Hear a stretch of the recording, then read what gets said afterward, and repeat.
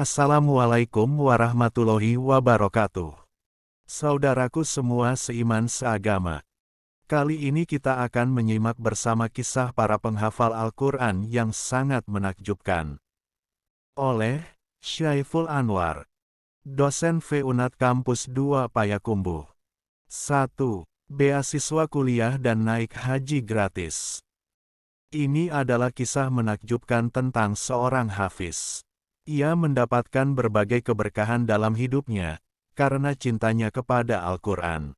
Ahmad Saheri, itulah nama sang hafiz, yang saat ini masih kuliah di Universitas Islam Bandung Unisba. Mari kita simak kisahnya. Setelah lulus SMP, Ahmad Saheri mondok di Pondok Pesantren Asy Syafiyah Tamberu Agung Madura dan sekolah SMA di sana.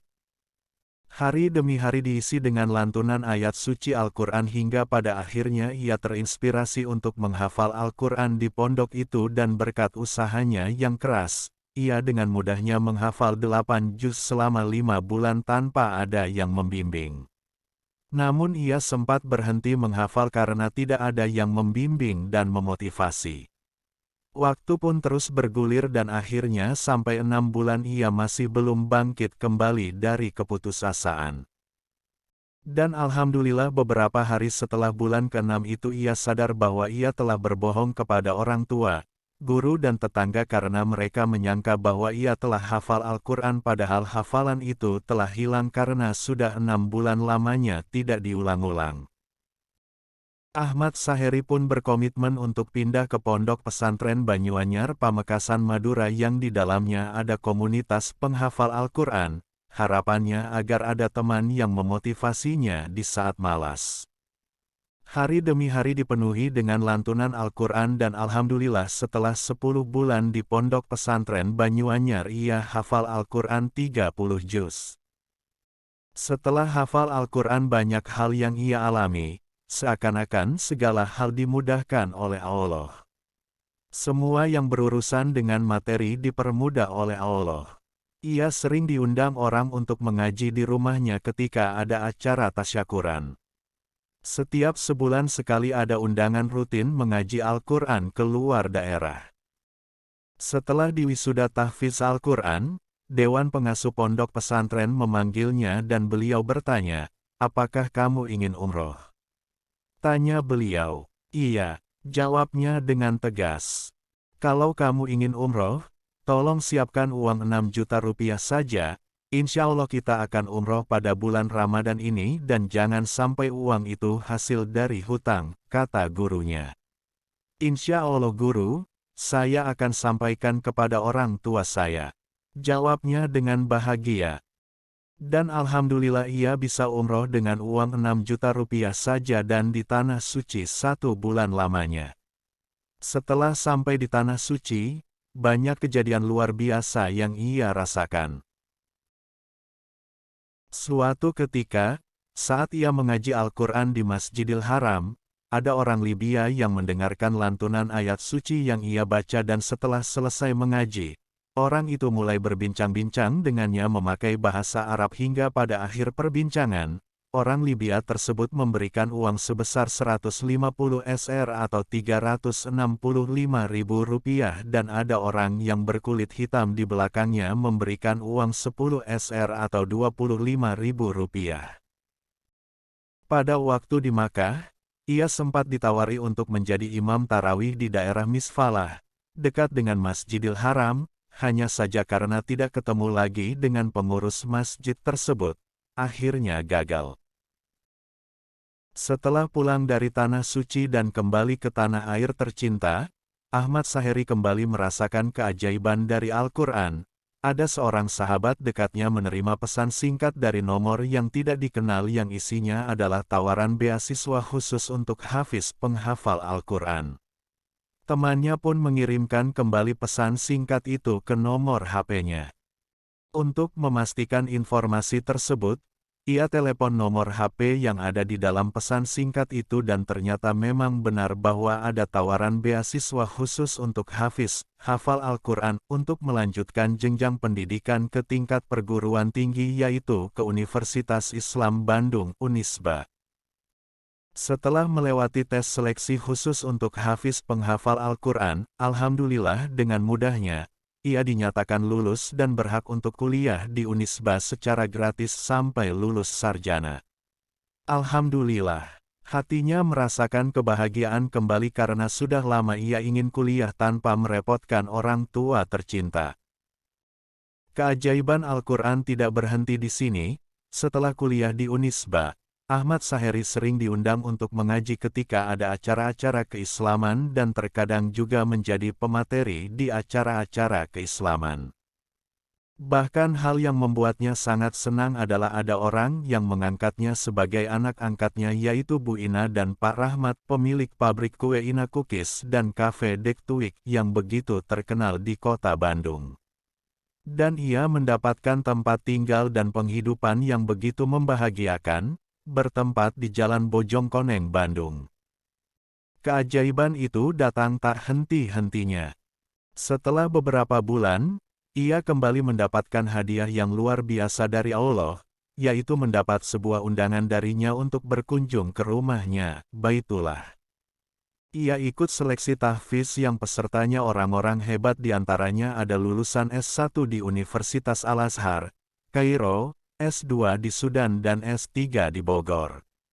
Saingannya begitu berat, mereka memiliki pengalaman menjadi pembimbing umrah, bahasa Arabnya juga sudah lancar. Ia sempat ragu untuk melangkah, namun ia memberanikan diri melangkah dan memutuskan untuk tetap ikut seleksi. Masalah hasilnya ia serahkan kepada Allah. Tes seleksi pun dimulai, mulai dari tes tahfiz, psikologi, kepemimpinan, kepribadian dan keagamaan. Semuanya sudah selesai dan semua peserta pulang ke rumahnya masing-masing. Setelah beberapa hari kemudian, ia mendapat telepon dari Darussalam Tour dan meminta untuk datang ke kantornya. Keesokan harinya ia ke kantor Darussalam Tour dan bertemu dengan direkturnya. Beliau berkata, "Ustadz Ahmad, sebenarnya seleksi tahfiz kemarin ada 3 orang terbaik dan akan saya berangkatkan ke Tanah Suci. Di antara yang 3 orang itu adalah Ustadz Ahmad." Ia terkejut dan bahagia mendengarnya. Dengan hati bahagia, ia pun segera menghubungi orang tuanya di Madura dan orang tuanya pun tak mampu menahan air mata bahagianya. 2. Cacat, namun hafal Al-Quran dan berprestasi.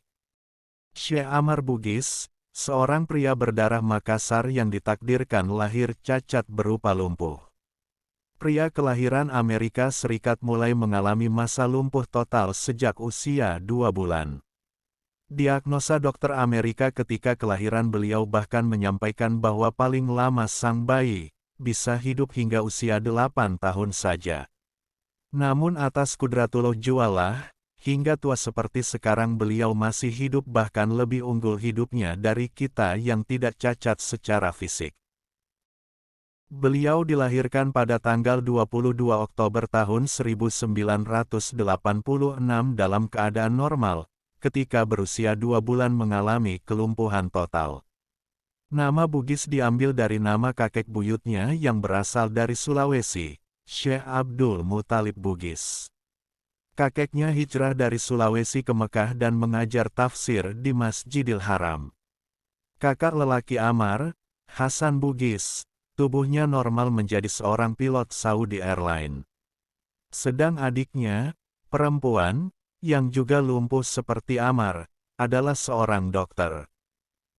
Dari masa kecilnya, beliau hanya mampu mengenyam sandiwara kehidupan hanya mata dan mulutnya yang masih berfungsi. Walau nada bicaranya agak tidak jelas, semua tak mengurangi semangatnya untuk hidup dan berarti.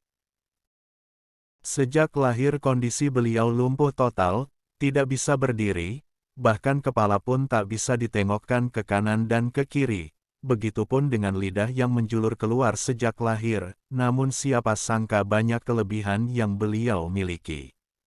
Beliau sudah hafal Al-Quran sejak usia 13 tahun dalam 2 tahun. Cacat tidak menghalangi beliau untuk menuntut ilmu dan bersekolah hingga kuliah dan mencapai predikat profesor. Untuk berjalan, beliau harus didorong oleh pendampingnya dalam kereta bayi.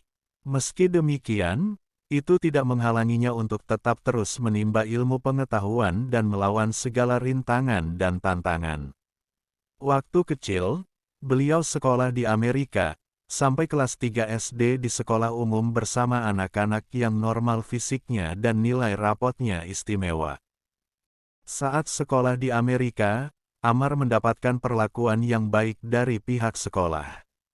Karena kondisi fisiknya yang cacat dan kesehatannya yang sering terganggu, Ammar sering tidak masuk sekolah. Pihak sekolah memakluminya dan mengutus guru wali kelas ke rumah Ammar untuk mengajar Ammar pelajaran yang tertinggal. Selain itu pihak sekolah juga menemui ayah Ammar yang sedang mengambil program doktor di Amerika, memberikan masukan kepada ayah Ammar jangan sampai memberhentikan atau melarang Ammar berangkat ke sekolah. Di samping hal demikian, ketika memasuki universitas, mampu meraih nilai tertinggi cum laude pada jurusan penyiaran dan komunikasi. Lalu, usai lulus dari jurusan jurnalistik King Abdul Aziz University, beliau memutuskan menjadi wartawan olahraga harian Al-Madinah yang terbit di Jeddah, dan kolumnis harian UKAS terbitan Riyadh. Ia meliput berita sepak bola dan menulis di kolom kemasyarakatan. Suatu hari, seorang putra mahkota Dubai bernama Hamdan bin Muhammad bin Rashid Al Maktoum dijuluki Faza, sempat melihat film Ammar di YouTube. Setelah itu, ia mengundang Ammar ke Dubai. Ammar ditanya apa keinginannya. Ammar ingin menjadi dosen dan ingin melanjutkan S2. Putra mahkota memenuhi keinginan Ammar untuk menjadi dosen dan memberikan beasiswa untuk Ammar melanjutkan S2-nya di Dubai. Sambil meneruskan pendidikan S2 di sana atas beasiswa Pangeran Uni Emirat Arab, Hamdan bin Muhammad bin Rashid Al Maktoum Al-Faza, beliau juga sebagai dosen di universitas yang ada di Amerika Serikat dan Dubai. Yang menarik juga, kesungguhan beliau dalam menjalani kehidupan yang terbatas terbukti atas dianugerahkannya seorang istri dan anak, sebuah keluarga kecil untuk beliau. Waktu sangatlah berharga bagi beliau sehingga benar-benar dimanfaatkan sebaik mungkin. Beliau pun sering mengisi waktu luangnya dengan menulis catatan semacam buku karangan. Bahkan, dalam buku karangan beliau, pernah ditulis beberapa pertanyaan dalam judul, Kobir Al-Mustahil. Tak puas langkahnya terhenti menjadi dosen, beliau eksis pula dalam berbagai event keagamaan. Menjadi pengisi dakwah. Mengawali nasihatnya di hadapan para dosen dan mahasiswa Lipia Jakarta, Syekh Ammar mengomentari sebuah pepatah yang mengatakan bahwa akal yang selamat hanyalah terdapat pada badan yang sehat. Di antara pesan yang disampaikan Syekh Ammar untuk jamaah adalah agar menunaikan rukun Islam yang 5, bersaksi tiada Tuhan selain Allah Subhanahu wa Ta'ala dan Muhammad Rasul-Nya, sholat 5 waktu, puasa dan zakat serta naik haji ke Baitullah bagi yang mampu. Syekh Ammar Bugis telah menjadi salah satu yang menaklukkan kemustahilan orang dalam meraih prestasi dalam hidup dan kedekatan kepada Allah Subhanahu wa Ta'ala. Terutama kehidupannya bersama sang bidadari yang diturunkan untuk menjadi pendamping hidupnya. Di sisi yang lain, yang sungguh luar biasa adalah istri beliau. Seorang wanita Mesir yang rida untuk bisa hidup bersama dengan Syekh Ammar Bugis. Yang mana di awal-awal, keluarga istri Syekh Ammar Bugis tentunya terasa berat. Sarjana jurusan jurnalistik alumnus King Abdul Aziz University, Jeddah, itu tak hanya istimewa karena lulus dengan predikat cum laude. Ada kelebihan lain yang membuatnya mendapat penghargaan langsung dari Gubernur Makkah dan Wilayah Barat Amir Khalid bin Faisal. Ammar Haitsam Bugis, wisudawan itu, adalah seorang pemuda yang mengalami kelumpuhan total sejak bayi berusia 2 bulan. Hal lain lagi yang menarik, dalam pelajaran olahraga Amar tidak bisa mengikuti olahraga bersama teman-temannya. Pihak sekolah menyiapkan alat-alat fisioterapi di sekolahnya untuk Amar berolahraga sekaligus sebagai bentuk pengobatan dan dipandu oleh seorang ahli fisioterapi. Selama Amar belajar di sekolah ada seorang pemandu khusus untuk menemani Amar yang disediakan oleh pihak sekolah selama di sekolah. Ketika ayahnya selesai dari studi S3-nya dan pulang ke Jeddah Saudi Arabia, keluarganya tidak mendapatkan sekolah yang mau menerimanya dengan alasan ia anak lumpuh yang tidak normal, sekolah tidak mampu untuk memberikan perhatian khusus kepadanya. Amar disarankan untuk belajar di sekolah luar biasa. Amar tetap ingin belajar di sekolah umum dengan anak-anak yang normal. Dari kecil Amar merasa bahwa dirinya tidak ada bedanya dengan anak-anak yang normal dan yakin bahwa mampu melakukan apa-apa yang mereka lakukan seperti belajar di sekolah yang formal. Amar tidak ingin dikasihani orang lain. Akhirnya kakek Amar dapat meyakinkan salah satu kepala sekolah dan diperbolehkan belajar di rumah, homeschooling, dan saat tes datang ke sekolah mengikuti ujian. Amar berhasil sampai lulus SMA dengan nilai rapot rata-rata 96 dari nilai 100. Cara Amar belajar, cukup pendamping Amar dari pihak keluarga menyiapkan buku pelajaran dan diletakkan di samping Amar sambil berbaring dia membaca sendiri buku pelajaran. Jika sudah selesai 2 halaman maka pendamping Amar membalikkan lembaran kertas di buku ke halaman berikutnya. Begitu sampai selesai Amar membaca buku. Amar minat dengan dunia jurnalistik dan ingin membuktikan bahwa orang yang cacat secara fisik, orang yang berkebutuhan khusus mampu untuk sukses di berbagai bidang. Meskipun di awal mula kuliah mendapatkan tantangan dari sebagian dosen yang menganggap akan merepotkan sivitas akademika. Ia tetap berjuang dan sabar menghadapi segala sikap yang tidak mengenakan dan menyakitinya. Pernah suatu saat ketika Amar menuju kelas di kampus, dosen yang akan mengajar di kelas juga berjalan menuju aula. Ketika melihat Amar, dosen itu menyegerakan langkah kakinya mendahului Amar masuk kelas dan segera mengunci pintu kelas. Pendamping Amar segera mengetuk pintu kelas tapi dosen tersebut tidak membukakan pintu. Meski banyak tantangan, Allah berikan kekuatan hafalan yang luar biasa, Masya Allah.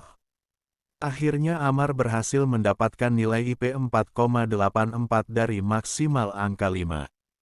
Dan berhasil sampai lulus dengan nilai istimewa juga mendapat ranking pertama. Cita-cita jadi wartawan pun terwujud saat ia diterima sebagai jurnalis di harian, Al-Madinah, di Jeddah selama 5 tahun. Bak laksana, buah yang telah ditanam demikian, telah dapat dipetik. Semua juga tak lepas dari peranan penting sang bunda yang melahirkan. Merawat dan menjaga dari bayi hingga dewasa dengan penuh kesabaran dan ketelatenan. Hal ini pun diceritakan di hadapan para mahasiswa yang hadir saat beliau diminta menjadi penceramah. Mereka yang hadir menangis terseduh-seduh. Bahkan, ada beberapa dosen yang bertakbir keras sambil menangis menjerit. Beliau pun menyayangkan banyak kaum muslimin yang memiliki fisik sempurna tapi hatinya tidak sesempurna fisiknya. Mungkin, bagi sebagian besar bangsa Indonesia ihwal Syekh Amar ini pun dapat menjadi pelajaran berharga untuk manusia selayaknya dengan kesempurnaan fisik. Biasanya di tanah air tercinta, orang cacat sering ditemui sebagai pengemis. Ini bisa ditemui di kota-kota besar. Orang tuna di negeri sendiri sering diarahkan kepada pengamen atau menjadi penyanyi, bisa jadi artis hanya beberapa. Jarang sekali diarahkan pada prestasi, terlebih pada keunggulan agama, semisal menjadi ulama ataupun menjadi hafiz Al-Quran. Sungguh keadaan Syekh Amar Bugis yang cacat dapat menjadi buah pikir bagi manusia yang sempurna secara fisik. Berprestasi di semua jenjang pendidikan, lulus dengan cum laude di jurusan jurnalistik dan menjadi lulusan terbaik di kampusnya, penulis dan wartawan olahraga terkenal, dan hidup bahagia bersama keluarga kecilnya, merupakan torehan, tinta emas. Perjalanan Ammar menaklukkan keterbatasan yang pantas menjadi cermin dan inspirasi bagi kita semua. Salah satu inspirasi tersebut adalah cara pandang Ammar melihat keterbatasan. Beliau yang cacat saja mampu berprestasi, bagaimana dengan yang diberikan kesempurnaan luar biasa? Lantas, cacat yang sebenarnya adalah orang yang cacat berpikir, cacat kemauan, cacat perjuangan dan sejenisnya. Bagi seorang Muslim, dunia adalah tempat ujian dan ladang pahala. Cobaan yang diberikan oleh Allah kepada para hambanya bermacam-macam bentuknya, salah satunya dengan ketidaksempurnaan fisik. Sebagai seorang Muslim, cobaan tersebut hendaknya disikapi dengan hati yang sabar dan ikhlas. Sebab di balik kekurangan, Allah pasti memberikan kelebihan yang tidak dimiliki orang lain. Kehidupan beliau dengan serba keterbatasan menjadikan cerminan bagi kita agar lebih banyak bersyukur, lebih banyak belajar, lebih banyak beribadah, lebih dekat dengan Allah SWT. Beliau bisa menjadi inspirasi bagi kita semua dengan cara pandang beliau dengan keterbatasannya yang sangat menyayangkan banyak kaum muslimin yang memiliki fisik yang sempurna tapi banyak yang tidak yakin dengan kemampuan dirinya, kurang yakin dengan jaminan Allah yang Maha Kuasa. 3. Kehilangan pita suara, namun bisa membaca Al-Quran dengan jelas menjelang ajal. Syekh Amir Sayyid Utsman adalah salah seorang ulama yang sangat menonjol dalam ilmu tajwid, qiraah, rasem, dan ilmu-ilmu lainnya yang terkait dengan Al-Quran. Beliau bukan hanya dikenal di negerinya, Mesir, melainkan juga di seluruh penjuru dunia Islam. Beliau adalah sosok yang luar biasa serta memiliki karomah yang unik. Syekh Amir mendapatkan ujian dari Allah pada 7 tahun terakhir masa hidupnya, beliau kehilangan pita suara. Meskipun demikian, beliau tetap menjalankan qiraah kepada para murid yang senantiasa menimba ilmu dari beliau. Tentu saja, beliau tidak bisa melafalkan kalimat dengan fasih. Beliau hanya dapat mengeluarkan suara terseduh-seduh sekaan meringkik sambil memberi isyarat. Kemudian, beliau mengalami sakit keras yang mengantarkannya kepada ajal. Ketika itu, beliau berbaring di rumah sakit. Seperti diketahui, sudah cukup lama beliau tidak bisa bersuara. Namun, hari itu para perawat di rumah sakit dikejutkan oleh sang syekh, yang sudah bertahun-tahun kehilangan pita suara. Mereka mendapati beliau sedang duduk sambil menyenandungkan bacaan Al-Quran dengan suara yang nyaring dan merdu selama 3 hari, padahal sebelumnya tidak lagi mampu bersuara. Beliau pun menghatamkan bacaan, hafalan Al-Quran mulai surat Al-Fatihah hingga surat Anas. Setelah itu, beliau pun menghembuskan nafas terakhirnya menghadap Sang Pencipta. Syekh Amir Sayyid Utsman lahir di Malamis, sebuah kota di Provinsi Syarqiyah, Mesir, tanggal 16 Mei tahun 1900 Masehi. Beliau hafal Al-Quran sejak masih belia di kampung halamannya, di bawah bimbingan Syekh Atiyah Samalah. Pada tahun 1911, beliau berangkat ke Kairo, untuk belajar qiraah kepada Syekh Abdurrahman Subai, orang nomor 1 di bidang qiraah saat itu, kemudian kepada pengganti beliau setelah mangkat, yaitu Syekh Hamad Qut Abdul Hadi hingga mendapatkan ijazah darinya. Di samping itu, beliau juga menimba ilmu di Al-Azhar dan menjadi pengajar di alma maternya hingga tahun 1968 m. Syekh Amir memberikan perhatian sangat besar terhadap Al-Quran dan segala yang terkait dengannya sehingga menjadi pakar di bidang ini. Beliau juga menjadi pengawas dalam proyek rekaman Mushaf Muratal dan Mujawad yang dibawakan oleh qurra ternama, seperti Syekh Mahmud Khalil Al-Husari, Syekh Mahmud Ali Al-Bana, Syekh Abdul Basit Abdus Samad, Syekh Mustafa Siddiq Al-Minsawi, dan Syekh Mustafa Ismail. Pada tahun 1980 Masehi, beliau dipilih menjadi Syekh Umil Makari Al-Misriyah menggantikan Syekh Al-Husari. Selanjutnya, pada tahun 1985 Masehi, beliau pergi ke Madinah karena diangkat menjadi penasihat di kompleks pencetakan Al-Quran Raja Fat dan bertindak sebagai penasih Mushaful Madinah Al-Munawwarah. Beliau wafat di Madinah pada tanggal dan bulan kelahirannya, tanggal 16 Mei tahun 1988 Masehi dan dimakamkan di pemakaman Baqi. Semoga Allah merahmati beliau dan menempatkan di surganya kelak. 4. Membaca Al-Quran saat tertidur. Syekh Ahmad Ismail, seorang mukri, besar di Madinah, pernah bercerita, sejak 5 tahun yang lalu, aku tidak pernah membuka mushaf karena alhamdulillah hafal di luar kepala. Selama ini aku tidak pernah keliru dalam membaca ayat, kecuali hanya sekali, yaitu ketika membaca ayat. Dan apakah mereka tidak mengadakan perjalanan di muka bumi? Surat Ar-Rum 30, ayat 9.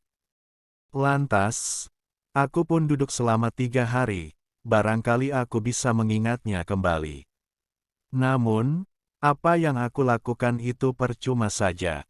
Ketika aku sedang telentang di atas pembaringan, tiba-tiba aku tertidur. Kemudian, aku bermimpi tiba-tiba ada seseorang yang memanggilku, Ahmad, Ahmad.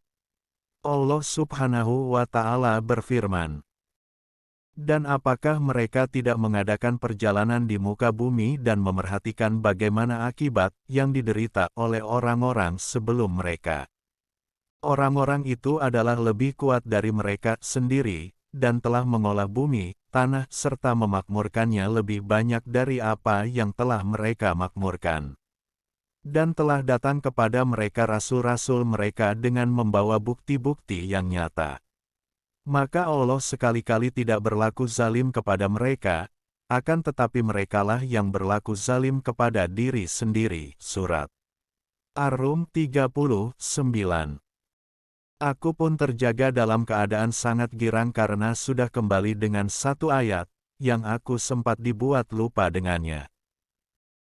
Di antara nikmat Allah yang aku rasakan adalah keterikatanku yang begitu erat dengan Al-Quran, dan khawatir lupa atau hilang hafalan, aku berusaha memperbanyak murajaah, mengulang hafalan, baik dalam keadaan berdiri, duduk, maupun berbaring. Dalam sehari aku sering membaca lebih dari separuh Al-Quran, 15 juz. Bahkan, suatu kali pernah aku mengalami kejadian yang unik, aku membaca 1 atau 2 juz Al-Quran dalam keadaan tertidur. Ketika bangun di pagi harinya, aku lanjutkan kembali bacaan tersebut tepat dari ayat ketika aku berhenti membacanya di saat tidur. Subhanallah, kisah yang sangat menakjubkan. Betapa kecintaan kepada Al-Quran menjadi keindahan bagi pecintanya. Di saat lupa pun, Allah sebagai pemilik firman, mengingatkannya lewat mimpi sekalipun. 5. Mulut wangi beraroma kasturi. Pada zaman dahulu di kota Madinah hidup seorang imam besar dalam bidang qiraah. Beliau merupakan salah satu di antara Al-Qurra, As-Sab'ah. 7 imam qiraah. Namanya adalah Nafi, Al-Madani. Lengkapnya, Abu Ruwaim Nafi, bin Abdirrahman bin Abi Nuaim As-Syij'i Al-Madani. Imam Ibnu Katsir berkata, kepemimpinan dalam bidang qiraah berakhir kepada Imam Nafi. Beliau mengajarkan qiraah dalam rentang waktu yang sangat panjang. Kulitnya hitam legam, tetapi wajahnya memancarkan cahaya dan akhlaknya sungguh mulia. Imam Nafi adalah guru Imam Malik dalam bidang qiraah Al-Quran. Ketika Imam Malik ditanya tentang basmalah, beliau menjawab, bertanyalah tentang setiap ilmu kepada ahlinya. Nafi adalah imam panutan manusia dalam bidang qiraah. Maksudnya, beliau menyarankan agar menanyakan hal itu kepada Imam Nafi. Said bin Mansur berkata, aku pernah mendengar Imam Malik berkata, qiraah Nafi adalah sunnah. Sementara itu, Imam Ahmad bin Hanbal pernah ditanya oleh putranya, Abdullah, qiraah mana yang lebih ayah sukai? Beliau menjawab, qiraah ahli Madinah. Maksudnya adalah qiraah Imam Nafi. Lewat Imam Nafilah di dunia Islam dikenal dengan adanya dua riwayat bacaan beliau, yaitu, satu, riwayat Qolun, yang dibawakan oleh Imam Isa bin Mina bin Wardan, yang tersohor dengan julukan Qolun, dan dua, riwayat Warsi, yang dibawakan oleh Imam Utsman bin Said bin Abdullah al-Misri. Imam Nafi, lahir pada tahun 70 Hijriah, 690 Masehi, dan wafat pada 169 Hijriah 785 Masehi. Disebutkan dalam sebuah riwayat bahwa beliau berasal dari Asfahan, seperti yang beliau ceritakan sendiri kepada salah seorang muridnya, Al-Asma'i. Kemudian, beliau merantau ke Madinah untuk mencari ilmu. Beliau belajar dan mengambil qiraah dari sejumlah tabi'in, di antaranya Abdurrahman bin Hurmus al-Aroj, Abu Ja'far al-Qori, Syaibah bin Nasah, Yazid bin Ruman, Az-Zuhri, dan lainnya. Imam Nafi pernah mengatakan kepada salah seorang muridnya, Abu Qurrah Musa bin Tariq, aku menggurukan bacaan Al-Quran kepada 70 ulama tabi'in. Sementara para tabi'in itu mengambil qiraah dari para sahabat, di antaranya Abu Hurairah, Abdullah bin Abbas, Abdullah bin Iyas bin Abi Rabi'ah al-Mahzumi dari Ubay bin Ka'ab dari Rasulullah Shallallahu Alaihi Wasallam. Beliau menerimanya dari Jibril, sedangkan Jibril membawakannya dari Allah Subhanahu wa Ta'ala. Di antara karamah yang dimiliki oleh Imam Nafi, adalah mulut beliau menyebarkan aroma wangi kesturi. Imam Ibnu Jazari membawakan riwayat dari Imam Asy-Syaibani, yang menceritakan dari salah seorang murid yang belajar qiraah kepada Imam Nafi. Si murid menyatakan bahwa saat beliau berbicara, dari mulutnya tercium kesturi. Lalu, ditanyakanlah hal itu kepadanya, apakah Tuhan memakai minyak wangi setiap kali duduk untuk mengajarkan Al-Quran kepada kami? Beliau menjawab, aku tidak mendekati minyak wangi dan juga tidak menyentuhnya. Hanya saja, aku pernah bermimpi bahwa Nabi Shallallahu Alaihi Wasallam membacakan Al-Quran ke dalam mulutku. Semenjak itu, tercium aroma ini dari mulutku. Oleh karena itu, Imam Syatibi menyebut Imam Nafi, dalam kitabnya dengan sebutan, si wangi, atib. Suatu ketika dikatakan kepada Imam Nafi, betapa elok wajahmu dan betapa baik akhlakmu, Tuan. Beliau menjawab, bagaimana aku tidak demikian, sedangkan Rasulullah Shallallahu Alaihi Wasallam menjabat tanganku. Aku juga menggurukan bacaan Al-Quran kepada beliau. Maksudnya adalah dalam mimpi. Semoga kisah Imam Nafi menjadi motivasi bagi kita, betapa Al-Quran bisa mendatangkan keajaiban kepada pembaca dan penghafalnya. Seorang Muslim secara fitrah mengetahui keutamaan menghafal Al-Quran dan tingginya kedudukan penghafal Al-Quran. Banyak sekali nas-nas yang mengumpulkan keutamaan-keutamaan ini sehingga menambah kuat pengertian ini. Jika ditambah dengan contoh-contoh yang nyata dalam perkara ini, niscaya hal itu akan semakin menambah keyakinan seseorang dengan kemampuannya untuk mengubah makna-makna ini ke dalam alam nyata.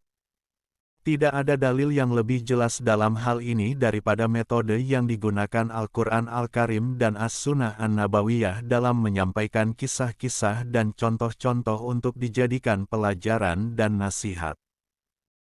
Berikut ini beberapa kisah para penghafal Al-Quran, mudah-mudahan dapat menjadi menara dan contoh untuk diikuti generasi ini. Amru bin Salmah radhiyallahu anhu adalah golongan sahabat yang masih kecil muda. Dia sangat antusias mempelajari Al-Quran. Dia selalu menemui kafilah yang datang dari bepergian, bertanya kepada mereka dan meminta dibacakan Al-Quran dari mereka. Sehingga dia menjadi orang yang paling banyak hafalannya di antara seluruh kaumnya, dan menjadikannya orang yang berhak menjadi imam salat mereka. Marilah kita dengarkan kisahnya. Dia bercerita, ketika saya berada di kampung, datanglah kafilah melewati kami. Mereka baru saja kembali dari sisi Rasulullah Shallallahu Alaihi Wasallam. Lalu aku mendekati mereka dan mendengarkan pelajaran dari mereka sehingga aku hafal Al-Quran. Orang-orang menunggu masuk Islam hingga setelah Fatu Mekah. Ketika Mekah telah ditaklukkan, mereka mengutus seorang laki-laki menghadap Rasulullah Shallallahu Alaihi Wasallam. Utusan itu berkata, "Wahai Rasulullah, saya adalah utusan Bani Fulan yang datang kepada engkau untuk memberitahukan keislaman mereka." Ayahku juga menghadap Rasulullah dengan keislaman kaumnya lalu kembali kepada mereka. Dia berkata, Rasulullah Shallallahu Alaihi Wasallam bersabda, "Pilihlah untuk menjadi imam sholat orang yang paling banyak hafalan Al-Qurannya di antara kalian." Amru bin Salmah berkata, lalu mereka melihat-lihat, ketika itu saya memiliki hafalan yang banyak, mereka tidak mendapati seorang pun yang lebih banyak hafalannya daripadaku, maka mereka pun memilihku padahal aku masih anak-anak. Hadis riwayat Ahmad. Para pemuda hari ini saling bertanya, ketika melihat contoh ini. Pemuda sahabat radhiyallahu anhu ini sangat antusias menghafal Al-Quran dan mempelajarinya, padahal ketika itu belum ada sarana dan prasarana yang tersedia seperti halnya yang kita dapati pada hari ini. Saat itu dia tidak mempunyai halaqah untuk menghafal Al-Quran, juga tidak mempunyai kaset rekaman atau MP3 player. Bahkan Al-Quran di masanya belumlah terkumpul dalam satu mushaf yang darinya bisa dia baca dan hafalkan. Namun dengan segala keterbatasan tersebut, dia tetap bisa menghafalnya. Kita bisa merasakan semangat Zaid bin Sabit radhiyallahu anhu, saat kaumnya mendatangi Nabi Shallallahu Alaihi Wasallam dengan bangga terhadap prestasi yang telah ditorehkan Zaid bin Sabit radhiyallahu anhu.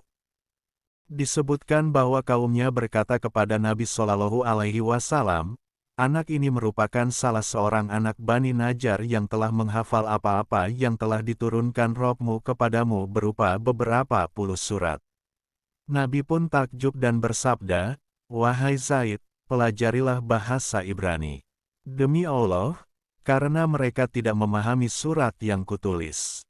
Maka aku, Zaid bin Sabit pun mempelajari bahasa mereka sesuai dengan apa yang diperintahkan kepadaku selama 15 malam kemudian aku pun menguasainya. Maka sejak saat itu akulah yang membacakan surat yang mereka sampaikan kepada Nabi Shallallahu Alaihi Wasallam dan membalas surat mereka jika Nabi Shallallahu Alaihi Wasallam ingin membalasnya." Hadis riwayat Al-Bukhari dan Ahmad. Anak yang lain yang juga telah menghafal Al-Quran pada saat usianya baru 10 tahun lebih sedikit adalah Baro bin Azib radhiyallahu anhu. Beliau berkata, "Rasulullah tidaklah mendatangi kami sampai aku membaca puluhan surat Al-Mufassal." Abdus Syamad bin Abdurrahman bin Abi Raja Al-Balwi, wafat tahun 619 Hijriyah, meriwayatkan Al-Quran dari ayahnya dengan cara talaki. Dari ayahnya beliau juga mendengar beberapa kitab, padahal ayahnya wafat saat beliau baru berumur sekitar 10 tahun. Ali bin Hibatullah Al-Jumaizi, wafat tahun 649 Hijriyah, hafal Al-Quran saat berumur 10 tahun. Majduddin Abu Al-Barakat Ibnu Taimiyah, wafat tahun 652 Hijriyah, hafal Al-Quran dan menguasai ilmu dari pamannya, Al-Khatib Fahruddin dan berkelana mencari ilmu menemani putra pamannya, Saifuddin, saat beliau masih berumur belasan tahun. Zaid bin Hasan Tajuddin Al-Kindi, wafat tahun 613 Hijriyah, membacakan Al-Quran di depan Muhammad Sab Al-Hiyat dengan cara talqin, menirukan saat beliau masih berusia 7 tahun dan hal ini jarang terjadi, seperti yang disampaikan As-Sahabi, dan yang lebih langka lagi, beliau membacanya dengan 10 macam jenis qiraah saat beliau berusia 10 tahun. Abu Syamah, wafat tahun 665 Hijriah, membaca Al-Quran sejak kecil dan telah menguasai seluruh jenis qiraah dari syaikhnya, As-Sakhawi, ketika masih berumur 17 tahun. Abu Bakar bin Umar bin Musyabah, bin Mikoshati, wafat tahun 713 Hijriah, menjadi ahli qiraah Al-Quran sebelum berusia 20 tahun. Hamzah bin Habib al-Imam al-Mukri, wafat tahun 158 Hijriah, mengomentari dirinya sendiri dengan berkata, "Aku dilahirkan pada tahun 80 Hijriah, dan menguasai qiraah saat berusia 15 tahun."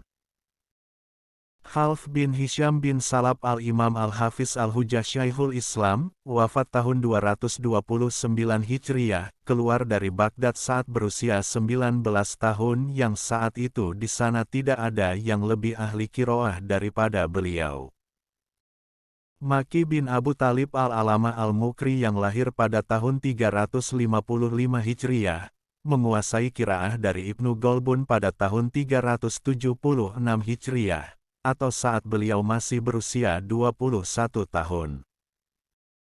Abu Ali al-Ahwazi al-Mukri al-Muhadis yang lahir pada tahun 362 Hijriah, sejak kecil telah sibuk dengan riwayat dan hafal Al-Quran 378 Hijriah atau ketika usia beliau berkisar 16 tahun. Abu Bakar An-Nukasi al-Mukri, Al-Mufassir Ahad al-A'lam yang lahir pada tahun 266 Hijriah sejak kecil telah sibuk dengan qiraah dan belajar pada Hasan bin Abbas bin Abu Mahran tahun 285 Hijriah atau ketika usianya 19 tahun. Di antara mereka, ada juga Imam An-Nawawi, yang sampai-sampai syaikh beliau, Syekh Yasin bin Yusuf al-Marakishi berkata, "Aku melihatnya menjadi seorang syaikh saat dia berumur 10 tahun di kota Nawa. Teman-temannya tidak suka kepadanya jika dia bermain bersama mereka, kemudian dia berlari menjauhi mereka seraya menangis karena ketidaksukaan mereka tersebut, dan saat itu dia langsung membaca Al-Quran. Maka saat itulah aku mulai merasa menyayanginya." Saat itu ayahnya membawanya ke tokonya namun tidak membebaninya dengan kesibukan jual beli sehingga melalaikannya dari Al-Quran. Aku pun kemudian mendatangi pengajarnya dan menasehatinya dan kukatakan kepadanya bahwa dia diharapkan bisa menjadi orang yang paling alim dan paling zuhud pada masanya, dan manusia pun bisa mengambil manfaat darinya. Mendengar itu dia berkata, "Apakah engkau seorang peramal?" Maka aku pun menjawab, "Tidak, sesungguhnya aku hanyalah orang yang diberitahu oleh Allah akan hal itu." Maka sang guru menyampaikan hal itu kepada ayahnya dan kemudian ayahnya menyemangatinya untuk menghatamkan Al-Quran padahal saat itu dia belum balik. Saat para remaja merenungi beberapa contoh di atas, maka yang harusnya ada di benak mereka adalah naik dan bertambahnya semangat mereka, berusaha untuk bersimbiosis dengan mereka dan berusaha untuk mengikuti rombongan kloter mereka, merasa bahwa ketika mempelajari Al-Quran kitab Allah Ta'ala seperti para pendahulu mereka, mereka seperti sedang melompati beberapa masa ke belakang guna meresapi bahwa sesungguhnya mereka dan para pendahulu mereka tersebut berada dalam satu gerbong. Sesungguhnya barang siapa yang mencintai suatu kaum, maka dia akan dikumpulkan bersama mereka dan barang siapa yang menyerupai suatu kaum, maka dia termasuk dari golongan mereka. Maka saat itu mereka pun akan saling bertanya, "Di manakah teman-teman sebayaku yang belum pernah kulihat, yang mereka telah diuji dengan kesenangan dan kesia-siaan?" Namun mereka berusaha menangkal ujian-ujian yang melingkupi mereka. Sesungguhnya aku ingin bersimbiosis dengan mereka. Kisah Islami 9 Renungan Kehidupan. Kita bangun tidur di waktu subuh dan kemudian membasuh wajah dengan air wudhu yang segar. Sesudah melaksanakan sholat dan berdoa, cobalah menghadap cermin di dinding. Di sana kita mulai meneliti diri. 1. Lihatlah kepala kita. Apakah ia sudah kita tundukkan? Rukukkan dan sujudkan dengan segenap kepasrahan seorang hamba fana tiada daya di hadapan Allah yang Maha Perkasa, atau ia tetap tengadah dengan segenap keangkuhan, kecongkakan dan kesombongan seorang manusia di dalam pikirannya. 2. Lihatlah mata kita. Apakah ia sudah kita gunakan untuk menatap keindahan dan keagungan ciptaan-ciptaan Allah yang Maha Kuasa, atau kita gunakan untuk melihat segala pemandangan dan kemaksiatan yang dilarang? 3. Lihatlah telinga kita. Apakah ia sudah kita gunakan untuk mendengarkan suara azan, bacaan Al-Quran, seruan kebaikan, atau kita gunakan buat mendengarkan suara-suara yang sia-sia tiada bermakna? 4. Lihatlah hidung kita. Apakah sudah kita gunakan untuk mencium sajadah yang terhampar di tempat sholat, mencium istri, suami dan anak-anak tercinta serta mencium kepala anak-anak papa yang kehilangan cinta bunda dan ayahnya? 5. Lihatlah mulut kita. Apakah sudah kita gunakan untuk mengatakan kebenaran dan kebaikan, nasihat-nasihat bermanfaat serta kata-kata bermakna atau kita gunakan untuk mengatakan kata-kata tak berguna dan berbisa, mengeluarkan tahaful lisan alias penyakit lisan seperti bergibah, memfitnah, mengadu domba, berdusta bahkan menyakiti hati sesama?